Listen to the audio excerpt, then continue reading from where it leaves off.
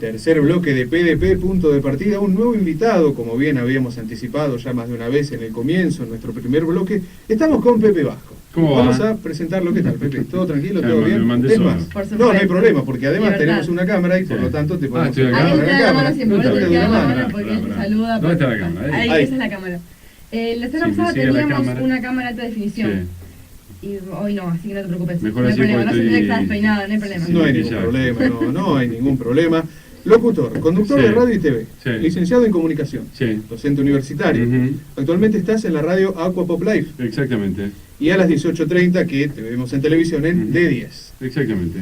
Primera pregunta, ¿cómo surgió y cómo encontraste vos la vocación para dedicarte a la locución, al periodismo, a los medios? La verdad es que me apareció desde muy chiquito. En mi casa, mis hermanas, que son más grandes, tenían un viejo grabador de cassette Sí. y empecé grabándome, relatando partidos de fútbol. Grababa y me escuchaba, grababa y me escuchaba. Y no sé, lo supe desde siempre. Tengo recuerdos muy temprano, desde muy chiquito, de admirar a gente que escuchaba en la radio. Mi papá escuchaba mucha radio y escuchaba muchísima música. Y me metía en esos mundos, increíble. Me acuerdo de viajar con mi papá en auto y que escuchara a Magdalena cuando yo era pibe. Y yo le preguntaba quién era y qué opinaba y de qué hablaba y escuchaba las canciones que ponía. Tengo recuerdos relacionados a la radio que cuando los rememoro, cuando los repaso, me acuerdo de la situación, me acuerdo de los olores, el clima, de los colores. La verdad que siempre me marcó muchísimo. Después mi abuelo se murió cuando yo era chiquito, el papá de papá, y me regaló una radio Spica, que era de mi abuelo, ahí justo era del abuelo, y me pasaba noches enteras en vela escuchando, tenía como un audífono. La radio Spica era mono, les explico Sí. a ustedes que son Sí, muy sí. jóvenes, tenía un solo parlante, digamos, y un solo canal, y lo que hoy son los auriculares era un audífono blanco que te metías adentro de la oreja. Y tengo recuerdos memorables también, recuerdos de noches cuando todos estaban durmiendo y yo escuchando la radio, que escuchaba radios AM, no me acuerdo ni quién sería exactamente, pero me acuerdo el preciso momento en que escuché por primera vez en mi vida, siendo chico, y me quedó grabada su voz grave, qué sé yo, a Alfredo Citarrosa, el cantante, el músico. Sí. Que presentaron, me acuerdo como si fuera hoy. Así que la verdad que fue natural, no sé, pero siempre lo digo, tener una vocación temprana me parece que te simplifica la vida, te la allana, te salva en algún punto. Hay un registro quizás, no tanto en los nombres o en los programas o en las radios, sino en los sonidos. Exactamente, sí, totalmente. Mi viejo escuchaba mucha música y la música también fue una puerta de entrada, digamos. Yo siempre hice muchas cosas en los medios, pero gran parte de lo que he hecho está relacionado con la música y viene de ahí. Mi viejo escuchaba mucha música y muy variada. Escuchaba jazz, escuchaba música clásica, mucha, escuchaba folclore, escuchaba tango. Entonces esa variedad también me otorgó de entrada una cultura musical que me ayudó muchísimo a hacer la diferencia y a esta cosa de allanar el camino. Y después los fines de semana había una costumbre en mi casa en esa época. Irma, la señora que ayudaba a mi mamá y que vivió con nosotros, estuvo con nosotros mucho tiempo cuando yo era chico, escuchaba, en esa época se escuchaban mucho las radios uruguayas, que eran Carve y alguna otra, Espectador, alguna de esas. Y los fines de semana había programas de música en los que llamaba a la gente y pedía canciones. Estoy hablando de los primeros 80, digamos, 82, 81. Cosa que después hizo, no sé, FM Hit o los 40 principales años después. La gente llamaba, pedía su canción, se llamaban Aquí está su disco, un programa, o El DJ es usted. y pedían canciones, el locutor la presentaba y pasaban las canciones. Y había una mezcla increíble, porque podías escuchar no sé, a los Beatles, después venía Valeria Lynch, después venía Pink Floyd y después Sergio Denis. Y también me encantaba. Lo ponía radio en el patio y me pasaba toda la tarde jugando y escuchando eso. ¿Y tus primeras experiencias laborales, cuáles fueron? La primera experiencia cercana con una radio fue el EU6, no fue laboral, fue una prueba. El EU6 era del Estado todavía. Y una amiga de mi familia trabajaba ahí, en la parte comercial. Entonces sabía que yo quería ser locutor. La carrera no estaba en Mar del Plata. Yo tenía que ir a Buenos Aires, todavía estaba en el secundario. Y me dijo, un día me llaman por teléfono, le dice a mi viejo, a mi vieja, le pueden tomar una prueba a José, que vaya, que va a hablar con un amigo mío y le van a tomar una prueba. Entonces fui, y fue la primera vez en mi vida que entré a un estudio de radio, la primera vez que le hablé a un micrófono, que era un micrófono Neumann, ¿viste? El mejor micrófono del mundo, estaba ahí, y los auriculares, que eso me fue pésimo. Pésimo. Entonces cuando salí me quedo charlando con esta mujer y se acercó una locutora, no voy a decir el nombre. Y preguntó qué había pasado. Entonces la amiga de mi viejo le dice, no, vino a dar una prueba, qué sé yo, pero le fue mal. Le dijeron, bueno, si te fue mal es que no servís para esto, me dijo ella. Y fue como una daga en el corazón, ¿viste? Me rompió el corazón. Pero tiempo después, por suerte, antes de terminar el secundario, cuando estaba terminando, fui a FM Paraíso, que era una radio de baja potencia, de las primeras radios piratas, truchas que hubo en Mar del Plata. Y fui y dije, me gustaría hacer radio. Bueno, me dijeron, me enseñaron al estudio y empecé. Y empecé, sí. Y la verdad que ese día me sentí como si hubiera estado siempre ahí. Notable. Era para vos. Sí. Damos un poco vuelta a la página. ¿Querías agregar algo más? No, dale. Damos un poco vuelta a la página ahí. Pasamos a la docencia. Sí. Docencia universitaria. Sí. ¿Qué fue lo que te motivó a ser docente?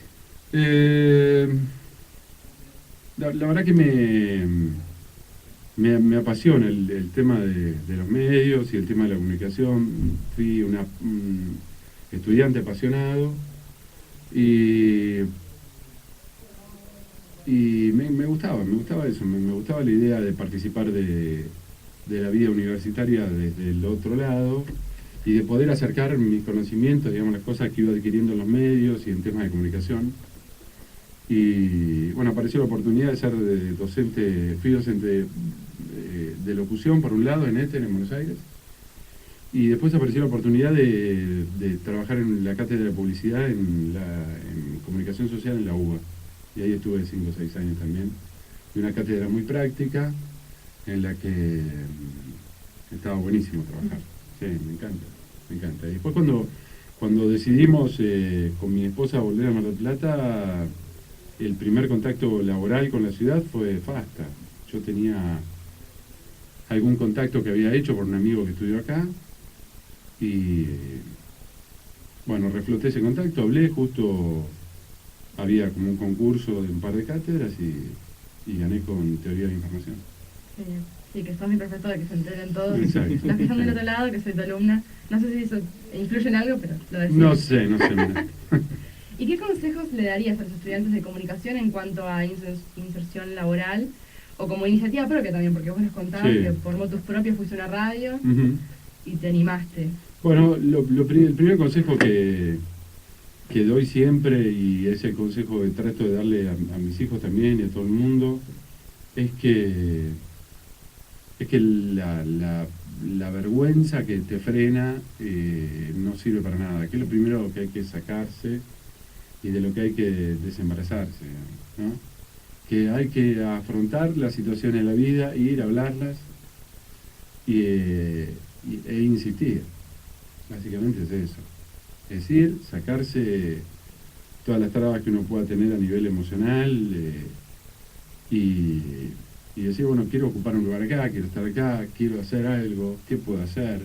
Obviamente siempre la formación es fundamental, pero después hay otra parte, el otro plus, que tiene que ver con la comunicación, insisto mucho con los alumnos también.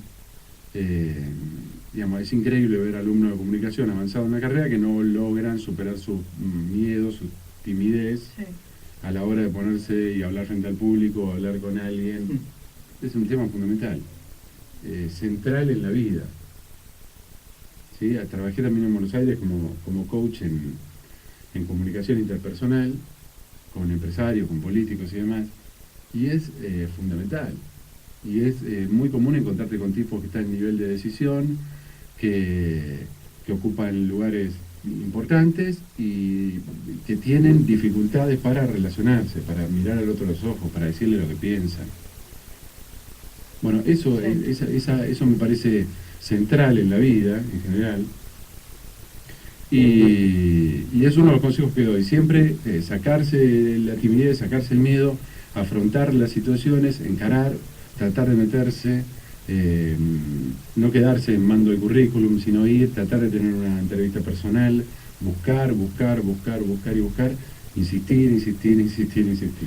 Lamentablemente, si hablamos de medios, por un lado, sigue existiendo, es histórico en Argentina, el tema de los primeros trabajos suelen ser ad honorem, hay que ir, buscarse, hacerse el lugar. Bueno, para esto hay que tener o el sostenimiento familiar u otra actividad.